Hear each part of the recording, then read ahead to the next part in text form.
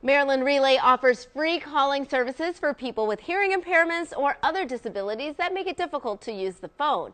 The service also prides itself upon community outreach with programs in schools and businesses and more. Here to tell us more about it is Asia Johnson, a public relations officer at Maryland Relay. She joins us alongside Meredith Memmer, a sign language interpreter. Welcome, you two. Thank you so much. I am happy to have you here. So for people who don't know about Maryland Relay, what exactly is it? So we are a state agency administered by Telecommunications Access of Maryland through the Department of Information Technology.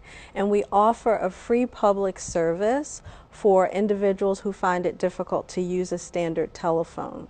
So that might be someone who is deaf, hard of hearing, deafblind, or someone who has difficulty speaking. And so what sorts of services do you provide then? So we provide a variety of calling options to include TTY options, which is using the teletypewriter, a hearing carryover or voice carryover service for either someone who has the ability to hear and not voice for themselves, or the opposite of that, where they have the ability to voice but they're unable to hear on the telephone.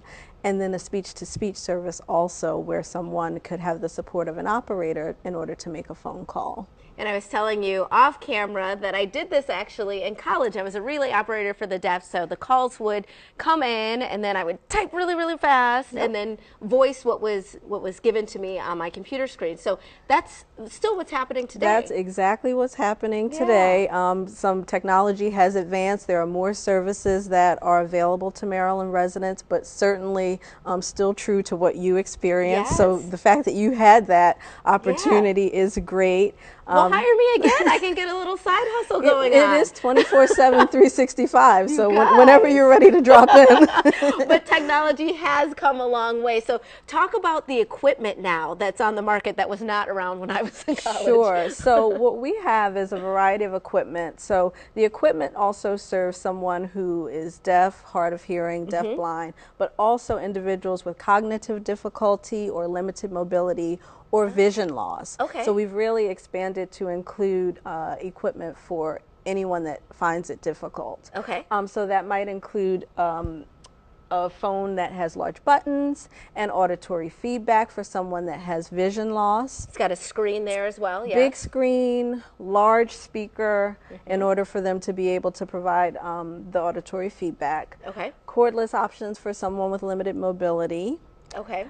Caption telephones, which provides captions for someone who is hard of hearing. And I like that really big screen there too. It is big, and you can make the font larger or smaller or change the color of the background. Because that's what I was wondering, with our smartphones coming such a long way, if the technology was needed, but it is. It is needed. One of the things we run into a lot of times with the demographic that we serve is they may not have the funds for a smartphone.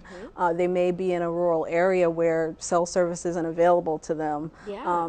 And quite frankly, if you have a vision loss, you would want a screen. Something bigger. Yes. Yes. I can hardly see on these little phones. You're Exactly. Right. You're right. So you want a big display. For sure. And then tablets, which we are using to serve individuals who have cognitive difficulty or hearing loss, or someone who actually is going to use it for like a combination of those things. Okay, and then this one here, both of these are tablets. Yeah, we're giving them an option for bigger or smaller. So if people find themselves in need of your services, what do they do? How do they go about contacting you? Sure. So the equipment, so the services are free, and they can be accessed by dialing 711 from any phone. Okay. And then the equipment program, there is criteria for that, and they have to be a Maryland resident, age 3 or older, on a limited income. Okay. And obviously having some struggles with using a standard telephone. Absolutely. And they can go to that website as well.